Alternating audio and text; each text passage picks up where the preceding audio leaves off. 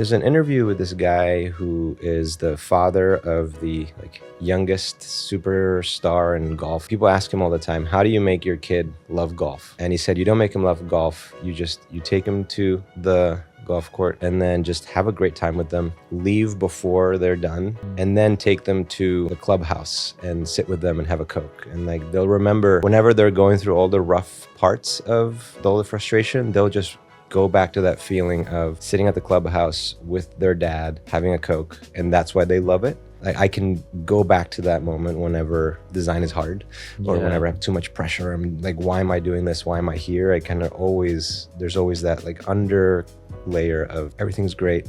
I'm just 8 and I'm hanging out with my grandpa. If you ship once a month, whatever you do is going to be broken for a month. You can spend 6 months in theory, but when you're building a product, what you want to do is just get it out there as fast as possible. I know there's this idea of fail fast and all that. Most companies punish failure. I think for us, we've switched that over to rewarding making decisions quickly. If it took you 6 months to make a decision and you're wrong at 6 months. Yeah. If it took you 2 weeks and you had no idea what you were picking, you were wrong maybe 4 times over 8 weeks. You might be right 2 months later versus 6 months of your first shot. So the more shots you can take, the faster you're going to learn.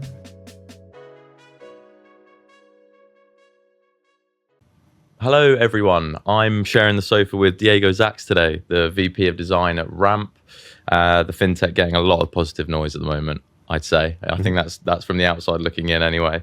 When I first met you, Diego, what I really realized was the obsession with creating the best customer experience and going above and beyond to make that better and better and better. And that's why from the outside looking in, it feels like it's becoming more and more successful as a business. So it's so great to have you here today. I want to use today to dive into a bit about your story for sure and your experience, but also leaning on why product design and consumer experience is so important in such a crowded market. I think people have their ideas about of course it should be more simple or better or easier for the user, but why is that and what's the long-term gain of that? So I'm excited to kick off, but first I'm gonna go back to the old podcast agenda when we start with a little this or that, 5 questions, kind of a favorites thing. Are you ready? Yeah, let's do it. All right, thanks for having me. Of course. All right, we're starting with least favorite app. Least favorite app? Up until recently, that was TikTok. Really? But I've learned that I was just being dismissive because of being ignorant. And I've met some people who use it as a tool and not as a consumption mechanism. Interesting. And we've started completely changing our approach to social, to just being a super fast test bed for any creative ideas. Wow. So I actually like it a lot now. Really? Okay, that's great. So I like how you flip that as well. Yeah. From least favorite into favorite, because that was the 4th question. Favorite song at the moment? I am listening, and this has been the last maybe 3 years. Yeah. Has been Ben Bomer's DJ set over Cappadocia on. Wow. He's on a hot air balloon, a DJ set. I've seen it, the YouTube, and it's just a beautiful. It's just beautiful all through. So I think it's a perfect set. Because I put that on as well, and I make sure it's 4K or the best quality for no reason, just so I can, just so it's there. So often. Yeah. Amazing. Favorite city? New York. Yeah.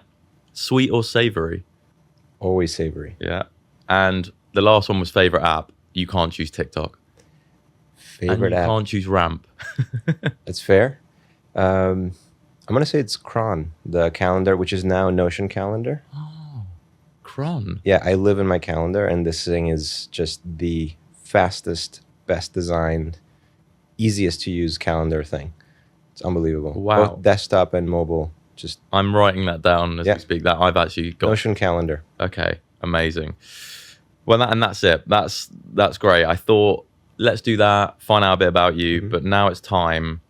I want to just dive right in with the kind of most common question we ask was, who was the first person to make you feel like you had talent?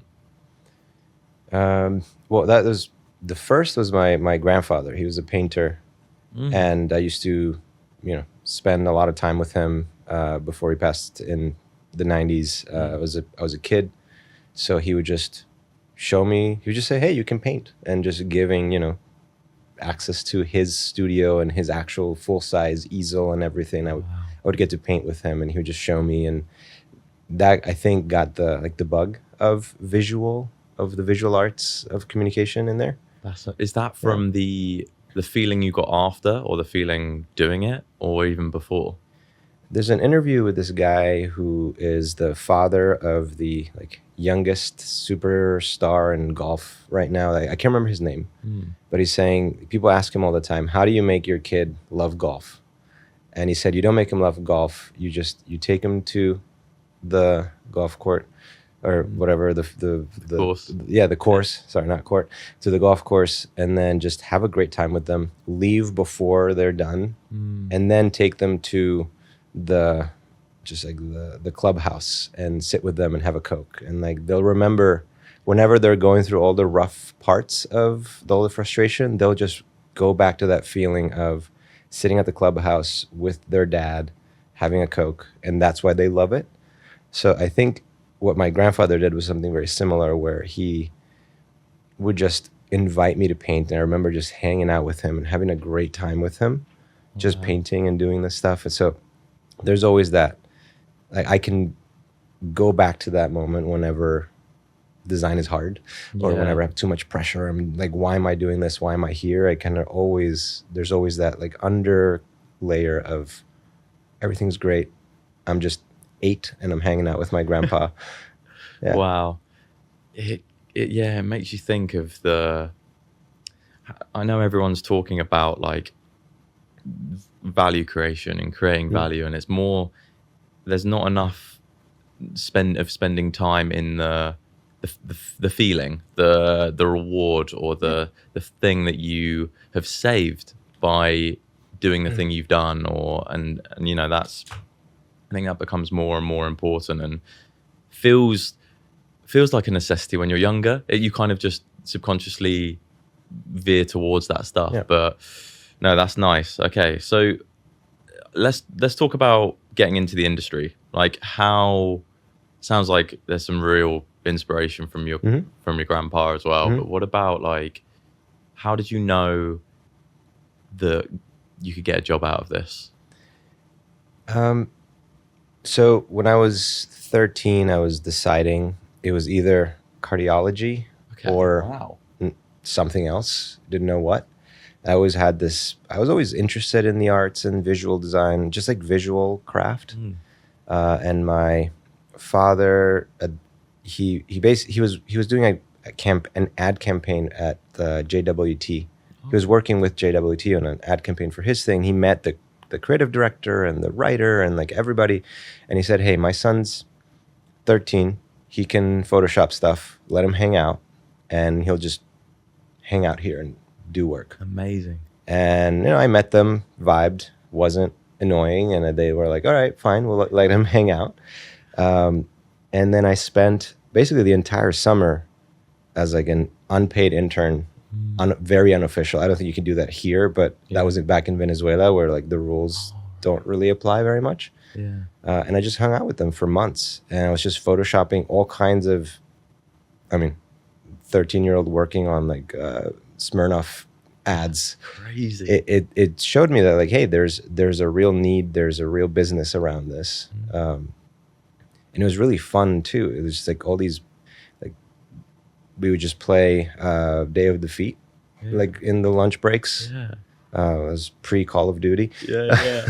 Wow. Yeah, and it's just you're just doing the thing. I was just doing the thing that was fun.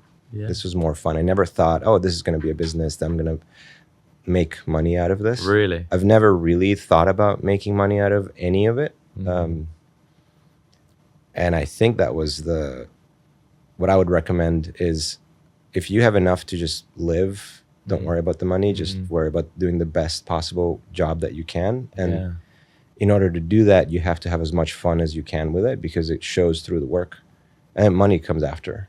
Wow. It just happens. What's the environment like in a JWT when, because how old are you at this point? 13. 13. Yeah. Like, what is that like? Is that just a sensory overload? Is it just seeing amazing things happen everywhere you look? Or Yeah, I mean, we were working with all these gigantic brands, coming up with, I mean, they were extremely just generous with me. They brought me into all the rooms. They just treated me like one person in the team. I was out there throwing ideas for Wendy's, for Smirnoff, for Toyota, for Chevy, for like all these companies. And then actually making the ads, like photoshopping, learning how to like get the shadows just right. It was fantastic. I think I'm very lucky, and having people like Ezequiel and Octavio, like I remember them, Eduardo, like those three guys. There was like the triplet of the creative director, the art director, and the copywriter. Wow. They basically like showed me that this was a path. It's also such an interesting experiment, that of getting access to a 13-year-old's brain in advertising. Yeah, what do I know about Smirnoff vodka? But that's 13. But that's what's Nothing, so amazing, I think, Yeah. is that like you bring such a brand new perspective to something that we've all made there's stigmas to and pre-connotations about. That's really, really cool. Okay, so then what's like, we move on from 13 years old. Yep. And then what? And then where do you go? Well, I went to school because I thought, okay, I need to learn the basics, like the fundamentals of this thing. And funny enough, I wanted to go to Pratt here in New York for my undergrad, but for one reason or another, I stayed in Venezuela, and there still is, but it's not the same. But there was just this confluence of incredible designers that had emigrated from like after the war in Europe. So like a lot of German designers had, and Swiss and French and people, they've somehow kind of ended up in Venezuela. There was like the whole like Gestalt movement had kind of moved. So a lot of people from there, and I was able to learn from just the most incredible minds in design that actually just happened to be there. Like people who have still winning the most beautiful books in the world award, like the Golden Letter. It has like 5 of them, and I got to just learn from him. Alvaro Sotillo, who's unbelievable Venezuelan designer. And just being in the presence of someone who you'll never be able to replicate how good the sketch actually is. Like he'll just draw something out and just give it to you, and you try to make it, and you'd never get it. It was always better in the sketch. And just like this, I don't know, just learning from people like that has been, I think I kind of stumbled from like lucky break to lucky break just by the people that I was able to meet. Yeah. Is that lucky, or is it just getting yourselves in the right rooms where you feel like there's momentum? Yeah, and I think if you're having fun with it and you're trying to do the best work you can and you're trying to learn, I think people respond to that. And I think the best people became the best people because they had that attitude. And they hopefully, I don't want to presume, but like I'm thinking about this now when I see people that are like up and coming designers that reach out. I can see them as like, if you're having fun with it, if you're really into it for learning, like, I want to help you out. There's like this immediate, like, yes, just come hang out. We have one person who's at Ramp now. He applied, came to events, met, like just, we fought for him to, like, he didn't have the level just yet to like be at the company, but we felt that he would, and he was going to learn. So we just essentially just created an apprenticeship just for him. Wow. To come into, just to hire him. And then 3 months later, he's got a full-time job and he's great. He's crushing it. Yeah. Because there's just such a curiosity around those people as well. Like doing what they want to do, but also just like wanting to know more, just out, and not even to improve necessarily. It's just to find out because it energizes them. In the end, you want to, this is a principle that we apply at Ramp, which is you want to hire for the intercept, not for the slope. So not the skills they have at the moment, but you're taking a bet that they will have the skills. So it's kind of irrelevant what they know or don't know right now, as long as they know how to learn and teach themselves and grow quickly, they're going to surpass anyone. And how do you make that bet less risky? It's not that risky. I think a lot of companies think about hiring as this permanent thing, like you getting married. You know, it's you hire someone, you give them a shot. If it doesn't work out, very quickly you know. So you work with them to try and get that, and then if it doesn't work out, then right away you part ways. It's just not. It wasn't it. We don't punish that at the company. I think in a lot of places, if a manager hires someone, they don't want to look foolish, like, oh, I hired the wrong person, so they kind of keep them in the seat for too long, and it's just a year later, everyone's miserable, and they still leave. Yeah. But luckily, we haven't had too many of those. I think we've dialed our hiring process.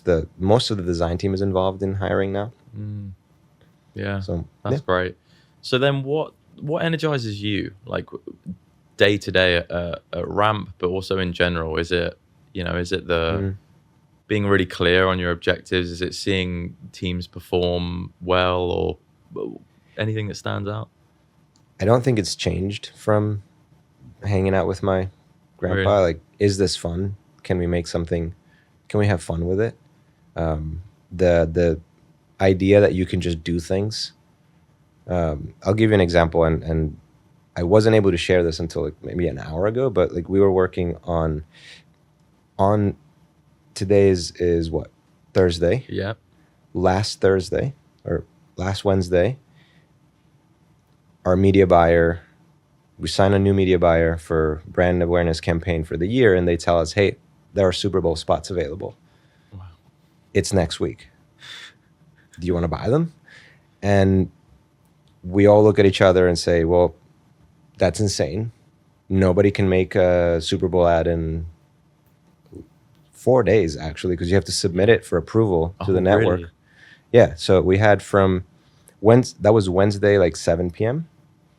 We have to submit for approval on Tuesday noon for Fox to run in the Super Bowl. So we had less than a week from like, should we do this thing, through like submit it for approval by the NFL and Fox and everyone.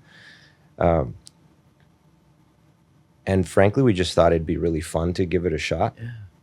So every time we would started asking like, well, what if we did? Well, we'd only do it if, something insane, and then that we would just ask for that insane thing, and then it would happen. So like the first question we asked was, well, okay, we would do it, but only if Saquon Barkley is in it. He's like the superstar of the Super Bowl. Yeah. And then we just talked to him. Wow. And he's like, yeah, sure, you guys rule. Like, and his manager's awesome. Everybody's having fun. And we just 3 days later, we were in Philly. 3 days later. 3 days later, we're in Philly with a full built-out set. Saquon shows up for an hour, and we shoot the Super Bowl ad, and then like that's it. Wow. Yeah.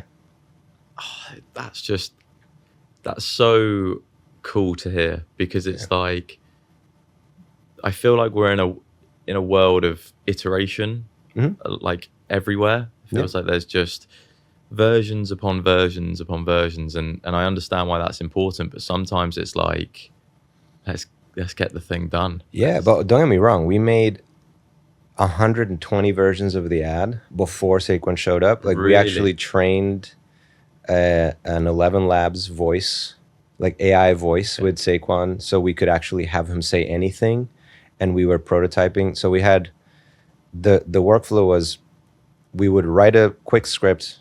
Within 20 minutes, there was a runway, like a mid-journey to runway animatic with Saquon voiceover. Wow. This was like it would take us half an hour to do this, and we would just change out the letter. It wasn't, this traditional thing of like, you write the script and you write 3 of them, and then you have like side by side and you get approval and then whatever. There was no way it could work that way. And I don't think we could have pulled this off a year ago. Really? Yeah, I think the technology now is the thing that allowed us to. We made when we showed up in Philly to shoot with our production company. We had already seen the ad 50 times. We knew exactly what we were going to get. It was just a execute on this. Obviously, they were involved. They helped us. Like, we just brought in everyone to make the ad better. So the production agency had a hand in shaping it. They'd seen it 50 times. They knew exactly what we needed. Wow. Yeah. That's so impressive. Yeah. But this goes back to, like, we're just having fun with it. We're looking at new tools. We're curious. We're trying to learn constantly. Like, if we weren't obsessed with figuring out how to use Midjourney and Runway and 11 Labs and all these companies that, like, came out in the last year, there's no way we could have done this. So that's why I'm saying people who are constantly trying to learn, trying new tools, are curious about it. Doesn't matter what they know today, because next year they're just a completely different person. Yeah. So you take a bet on that. It's such a good point. You've closed that off like perfectly. I think that ad in particular feels like the potential future of advertising, and what like executing on that thing couldn't be much easier. Yeah. Because of the fast iteration that you've gone through using technology. Yeah, I mean, there's no right or wrong way to do it. This is really the way that we needed to do it. The only way that we could pull it off was doing it this way. But yeah, we're always open. I'm sure next year it'll be some other way, something completely different. Oh, okay. So something that really stuck with me in our last conversation a couple of months ago is you told me that product velocity correlates to high quality or quality. Can you explain a bit more on that and what that means? The easiest way to frame it is if you ship once a month, whatever you do is going to be broken for a month or incorrect for a month. You can spend 6 months in theory, like writing a script, iterating on a script. Until you see it, there's nothing really that you can do about it. You're never going to get the actual feel for it. So when you're building a product, what you want to do is just get it out there as fast as possible. I know there's this idea of like fail fast and all that. I think people like to say that a lot, but I don't know that companies are actually committed to that, because most companies punish failure and they reward being right. I think for us, we've switched that over to rewarding making decisions quickly. Whether they're right or wrong, it doesn't matter, because if it took you 6 months to make a decision and you're wrong at 6 months. Yeah. If it took you 2 weeks and you had no idea what you were picking, you were wrong maybe 4 times over 8 weeks, and then you're kind of done in 2 months. Yeah. You might be right 2 months later versus 6 months of your first shot. Yeah. So the more shots you can take, the faster you're going to learn. And in order to do that, you have to do 2 things, which is make it really easy for people to iterate and make decisions, and then make it really reduce the risk of being wrong, like the blast radius of a decision as much as possible. And that you could do that through access to users, to customers. Like maybe you have an alpha, beta process, you have like a design group that you're working with, like 5 customers that are super friendly, that are not going to churn, and they're going to give you real feedback, versus turning on for everyone, versus turning on to 1% of beta just to like get a sense. Sure.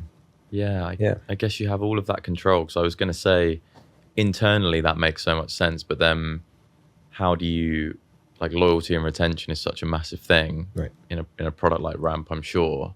So yeah, how do you put that out externally without completely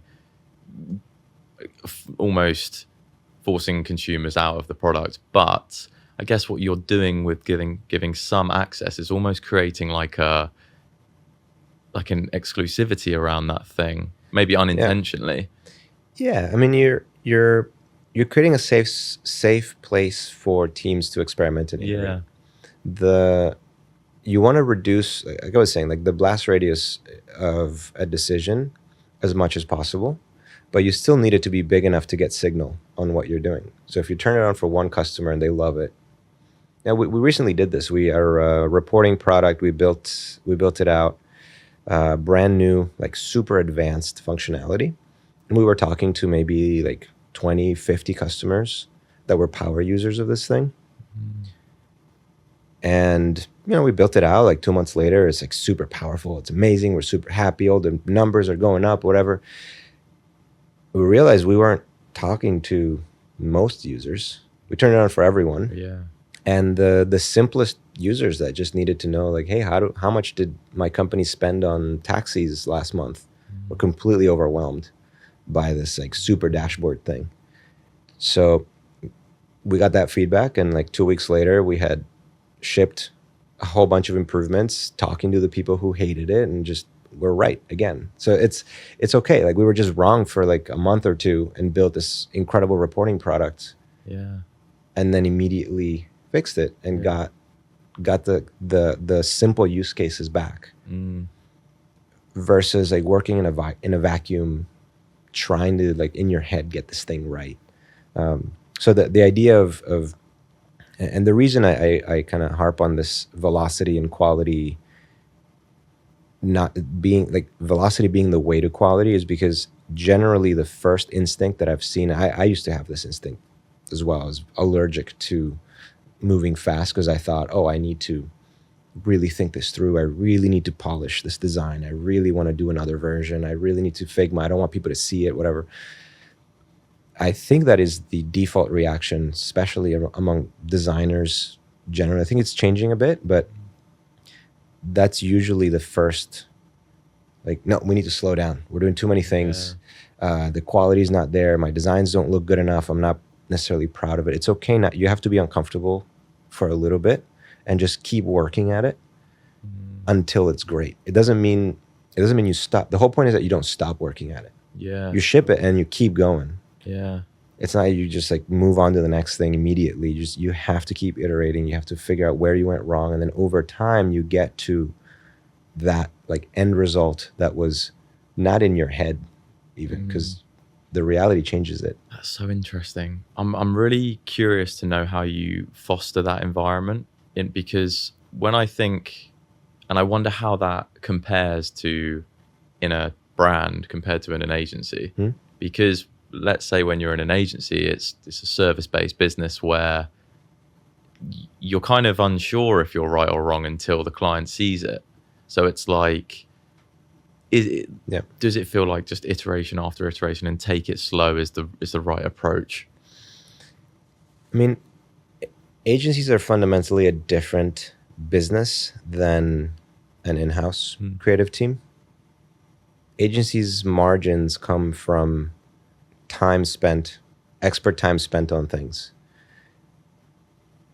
Our margins come from something else completely. So I'm okay having someone spend 8 times more time on something. Yeah. Because that thing is going to generate, billions in revenue later on. There's no cap to the leverage that you get from an extra hour, versus at an agency, an extra hour of someone eats into your project fee, or you have to bill it extra. So there's very limited upside at an agency for going slower. So they move really quickly. They're trying to get as much as you can, they're trying to get as much design out as possible, as fast as possible, to give a client as many options as possible, just like try to get a sense for it. The thing that I particularly, when I moved from agency to in-house, the thing that did it for me was the inability to follow up with the work. Because I would take my best guess based on research. I would work on something for 6 weeks, 8 weeks, however long the project was. And then I would hand it off. And then I don't know if it worked or not. And I'm sure, 80% of my decisions were like sort of wrong and needed a lot of polish, or half of them were just fully incorrect and like needed to be fixed. So I would see this over and over where we'd deliver something and then the internal teams kind of had to deal with it.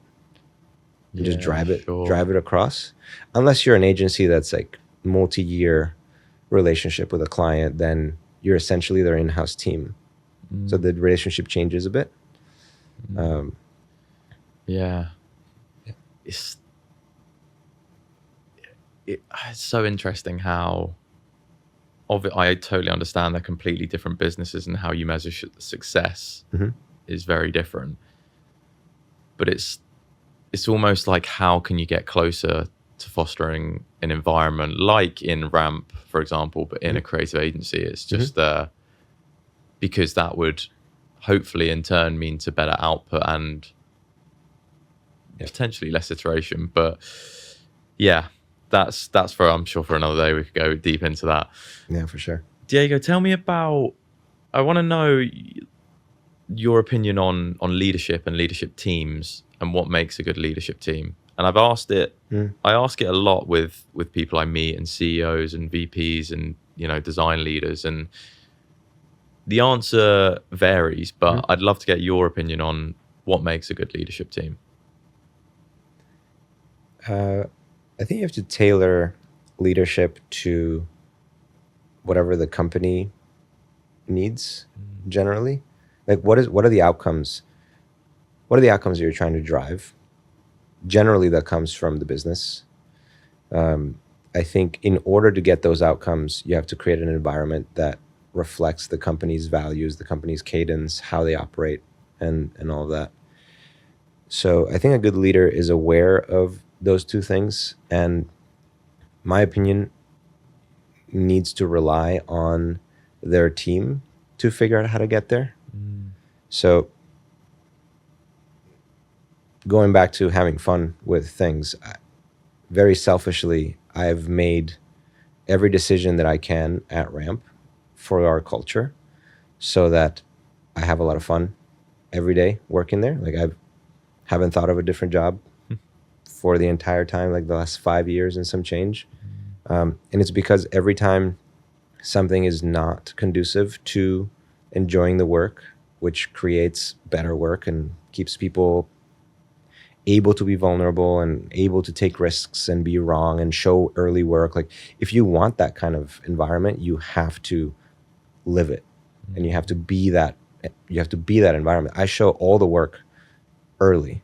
I tell people I have no idea how to make this decision. I'd love your help.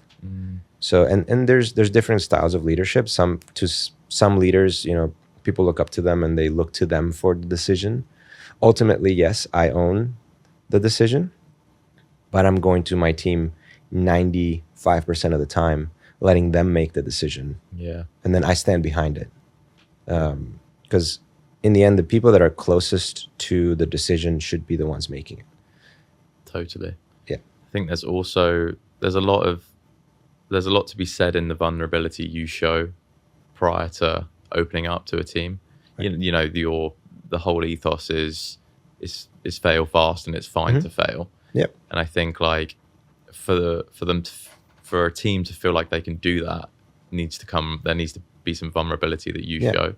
Yeah, and there's different kinds of vulnerability. If I don't go to my team and tell them like whatever sad story of my life and like I'm vulnerable now. No, it's like I just show them work that's not great and like risks my reputation. Like all the ads that we just did, all the AI stuff they're actually like genuinely, I think 95% of the things we made were just absolute trash. Yeah.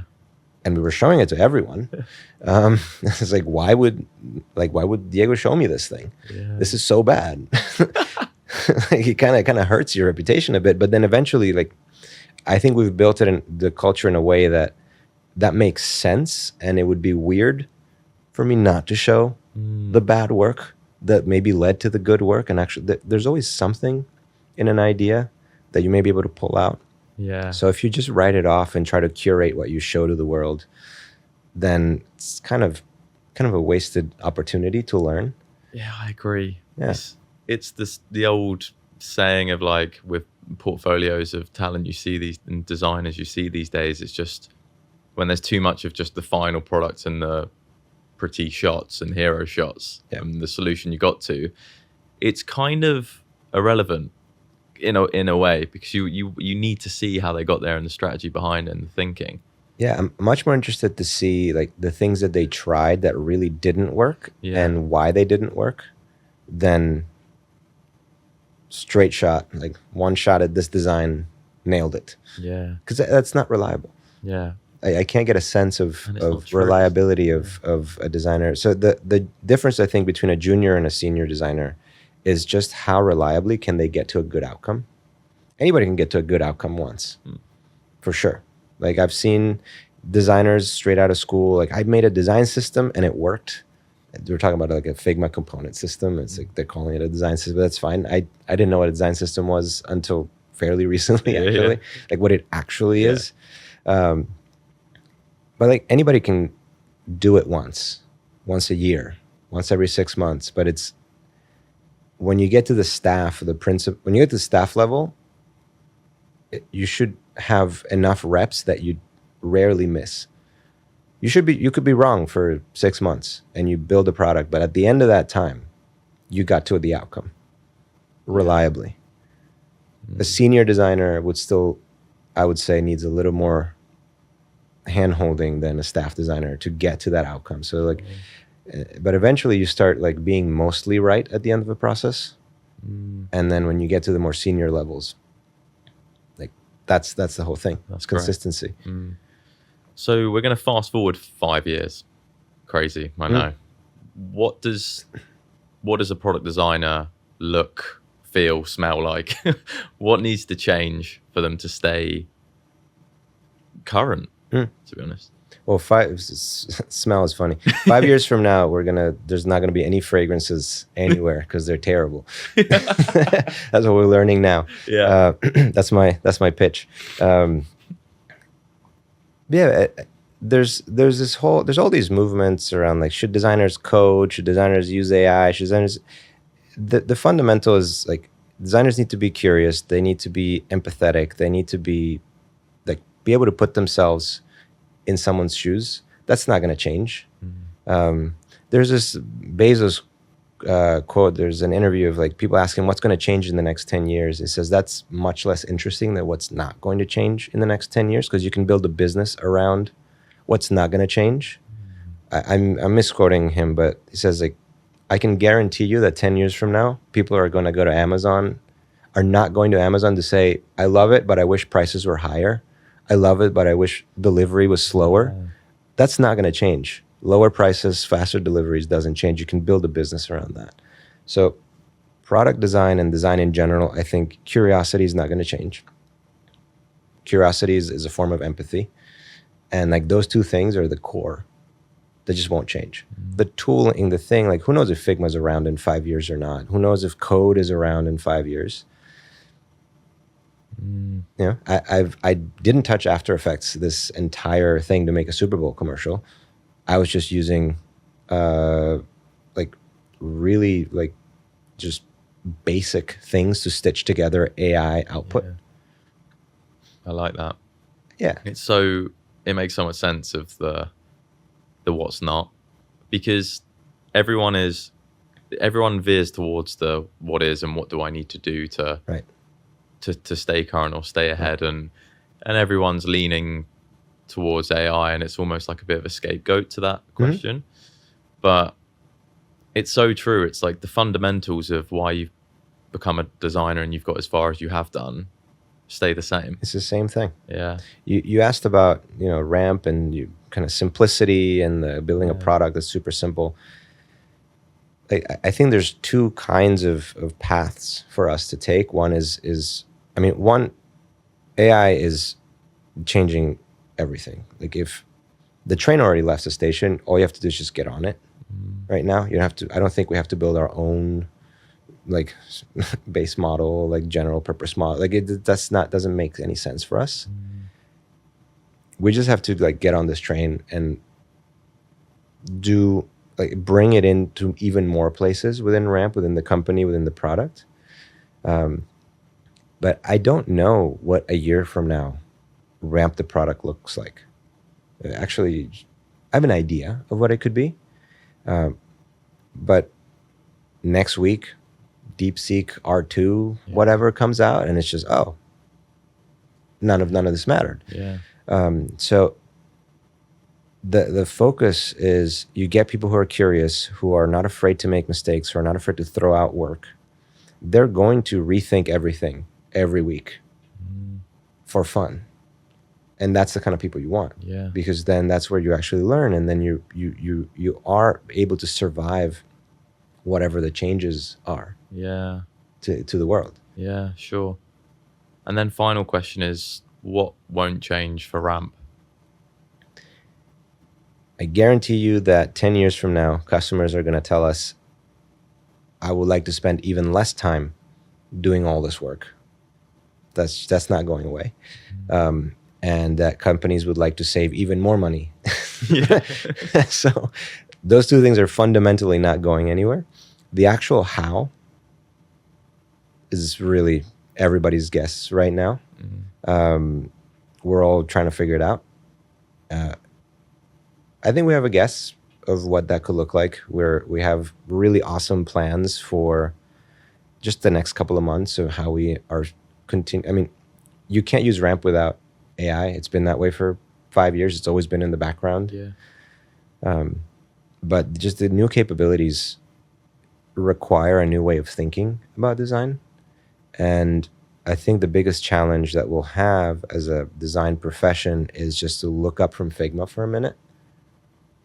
And it's not rectangles. Like there's so much more to what design is. Again, like back to design as a broad profession.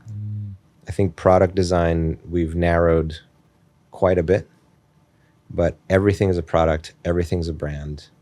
And now that all these tools are kind of like interweaving, and you have these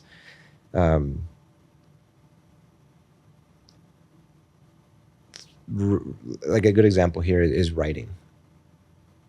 Product designers have never had to write. It was never a thing. But actually now writing is so critical.